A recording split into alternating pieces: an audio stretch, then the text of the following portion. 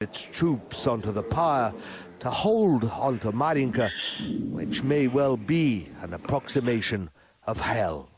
Murad Gazdiev, RT from Marinka.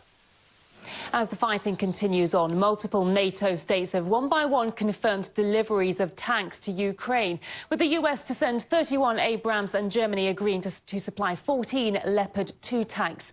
At the same time, the bloc claims it isn't a party to the conflict, something Russia's foreign ministry spokeswoman branded an outright lie. How can these people seriously say they are not side of the conflict, as they aren't going to send troops and jets? And what about sending tanks? I'm just trying to find any logic, any sense in it. But there isn't any, and can't be. You need people for usage of tanks, their maintenance, giving them signals.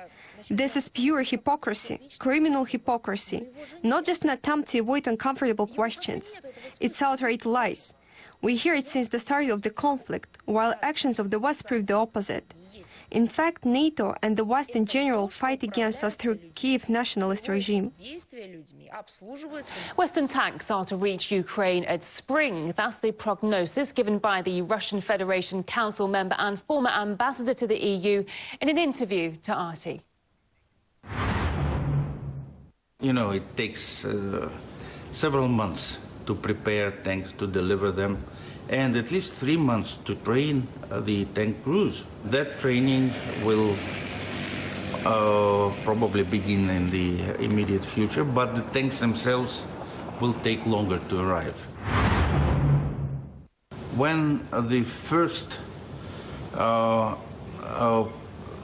package of economic sanctions was introduced back in 2014, the official motivation behind that decision was to convince Russia to sit at a negotiating table with Ukraine. Those negotiations started, and they were concluded early next year with the conclusion of the famous Minsk agreements, widely recognized as having been just an attempt to prolong the procedure in order to provide additional assistance to Ukraine and its armed forces. The Minsk agreements is a document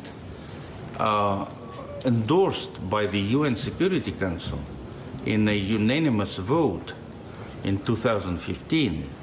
So, admitting that today, France, Germany, and now the United Kingdom, they admit at deliberately violating international law. The Minsk agreements were signed in February 2015.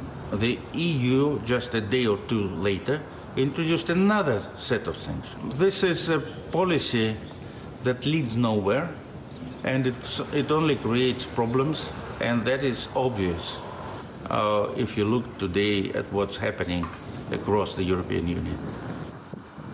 In a US Senate hearing dedicated to the situation in Ukraine, America's senior diplomat Victoria Nuland couldn't hold herself back from celebrating the Nord Stream 2 pipeline blasts, as well as Washington's long-standing interference into the domestic politics of East European countries. RT contributor Rachel Marsden takes a closer look at Nuland's so-called achievements. The U.S. Senate's Foreign Relations Committee held a hearing on Thursday that kind of slipped under the radar in the mainstream press, but it's really a classic example of how Washington decision makers get drunk on their own nonsense and then just start trying to change the world. The subject of this hearing was countering Russian aggression, Ukraine and beyond. And despite being with the Democrats right now, Victoria F. the EU Nuland, we'll get to that in a second, who's now serving at the State Department as Undersecretary of State for Political Affairs in the Biden administration. Nuland can't help but side with Republican Senator Ted Cruz when it comes to being relieved that the Nord Stream 2 pipeline that was supposed to send Russian gas into Europe via Germany was blown up. Senator Cruz, like you, I am, and I think the administration is very gratified to know that Nord Stream 2 is now, as you like to say, a hunk of metal at the bottom of the sea. That would be Senator Ted Cruz representing the state of Texas. It's probably just a total coincidence that Cruz has spent years, since at least 2019, trying to get Nord Stream 2 sanctioned into oblivion, pretending that he's so concerned about Europe being too dependent on Russian gas, and that Texas is also the top producer of liquefied natural gas in the U.S., 25% of U.S. gas comes from Texas, and on which Europe is now totally dependent and at a much higher price than it's sold on the U.S. market. So Nuland was already singing from the same hymn book as Cruz on the topic of Nord Stream 2 way back in January of 2022. So even before the conflict in Ukraine went red hot. I want to be clear with you today.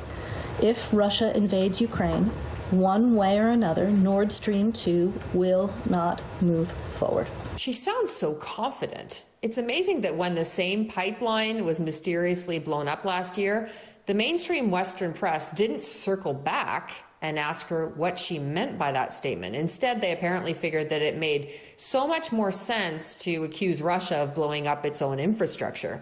Nuland's boss, Secretary of State Antony Blinken, remarked after the Nord Stream pipelines were blown up that it offered, quote, tremendous strategic opportunity for the years to come. Yeah, sure, tell that to Europeans who are walking around in the dark and taking 10-second showers to keep energy costs down. Such a great opportunity. And since the Senate committee hearing is about countering Russia in Ukraine and beyond, well, Nuland is already bragging about Washington meddling in Belarus. I would not say that we've had manifest success, but also working intensively with the Belarusian opposition. It seems like Washington can't keep its hands off of Russia's neighbors. Nuland was spotted in Ukraine way back in 2014 handing out cookies to anti-government protesters and caught discussing the potential roles of Ukrainian opposition leaders post-regime change. Around that same time, a recording leaked of Nuland expressing just how much she values U.S. allies and international law, even when they don't quite align with Washington's agenda for Kyiv. That would be great, I think, to help glue this thing and have the UN help glue it. And, the EU. Nuland has come a long way from openly denouncing Europe for standing in the way to now being relieved that Europe's pipelines were blown up. This female Forrest Gump of regime change shenanigans certainly sounds like a true friend that only has allies' very best interests at heart.